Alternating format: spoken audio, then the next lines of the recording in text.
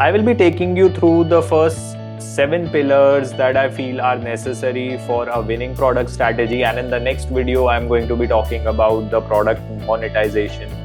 One killer feature of a product is better than 5 average features.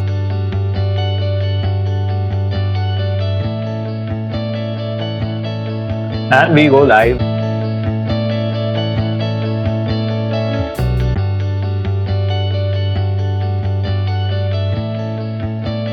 This is Sidhartha Sharma, and today we are going to talk about the imperatives of a winning product and SaaS strategy.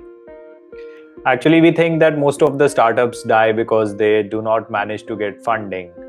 That may be true, but the reason why most startups die, even when they have received funding, is that they fail to create a product that is a real crucial need for the customer. And product strategy plays a very important role in ensuring that the product that you are designing is something that will be adopted by the end consumer. Jeff Bezos once famously said that the only innovation in the world is customer adoption. We have seen many brilliant ideas just dying immediately after birth because they were not adopted by the customer, or as they say, it was not a product market fit or the timing was not right.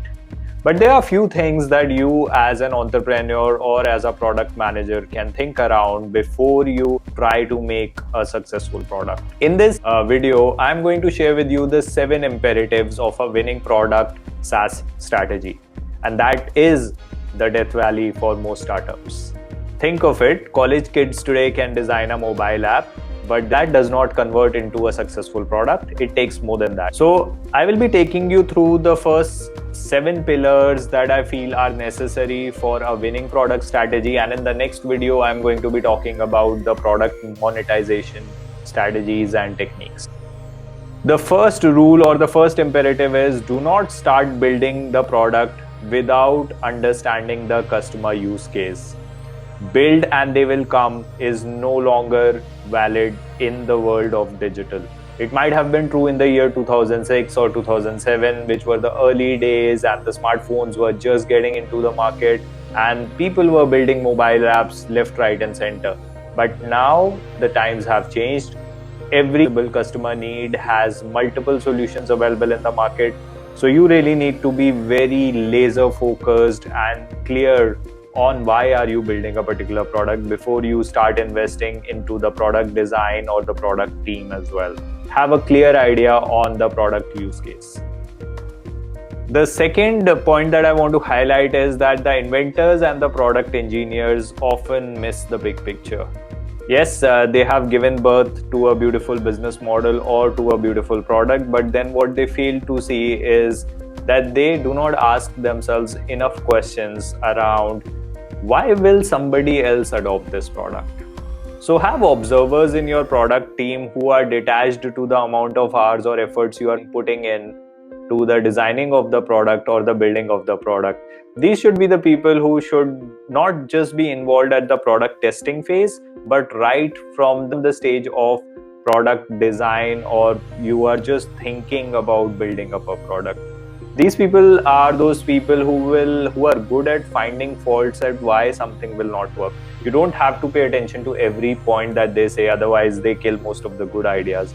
But it is very important to have those people who can ask you questions like that: why will the customer switch from the current product experience that they are having or the current products that are available in the market to the new product that is being designed? And having these people in your team is very important. There's another reason why I wanted to make this particular point here is that I've seen a lot of job descriptions related to the product strategy. Most of the employers who are putting out those job descriptions, they actually add the elements of product engineering and product testing, and they think that the product strategist should have those skills, and sometimes they even go as far as into product designing. I believe that these are two different skill sets. One requires, it's good if you could find somebody who has both of them, but in case not, I think it makes a lot of sense that you have product managers with a lot of strategy and the business model background in your team. The third rule is be flexible and study the full ecosystem of your industry and the entire customer journeys. Remember, shovels are scarce during the gold rush days, or as they say that whenever there is a gold rush, the best product to sell is shovels. Biggest opportunities and the most pressing customer needs should be on the top of your mind after studying the entire ecosystem and the customer journey. The ecosystem, I'm referring to the entire value chain that a product or a service has, and what are the pressing pain points that the customer is experiencing. Just by spending few days on this full ecosystem mapping and the customer journeys will give you enough idea about what your product strategy should look like. The fourth point again, which is also linked to the second point, why sometimes the inventors actually fail to see the bigger picture, is that the pain points that you identify after studying the entire ecosystem in an industry and the customer journeys within that industry, you should understand that those pain points should be the pain points of your target segment and the customers. They should not just be your own pain points. It's good if they are your pain points, but do some kind of market research, do test it out, do conduct some kind of surveys to understand that is that a real pain point for which the customers will be willing to pay something. Because if you do not factor in this particular point, you might just end up building a product which is little inflexible, and later on all the pain points could not be incorporated. Good products need the right hook for adoption, and this point will also feature in the product monetization episode that I will be doing. But remember one thing, it is also important to realize that you build in the hooks at the time of product building or the product designing stage. The hooks are not just the hooks are related to the pricing points, they are necessarily the hooks which are related to the customer needs. Now, what are the needs that any customer typically has? I think convenience is one. The second could be that they are always looking to learn new things. So content can be the next hook. The third hook can be that humans have the need to interact with each other. So social element or social networking element within your product can be another hook. Then fourth could be gaming. You need to understand, if you study a typical human life, or especially the life of your target customer segment, you will realize that their typical day has certain needs embedded into them. If through your product you could actually meet or fulfill those needs, then the customer adoption will be really very easy. And more the number of needs you meet, the better it is. But at the same time, this does not mean you try everything in your first prototype or the first product launch.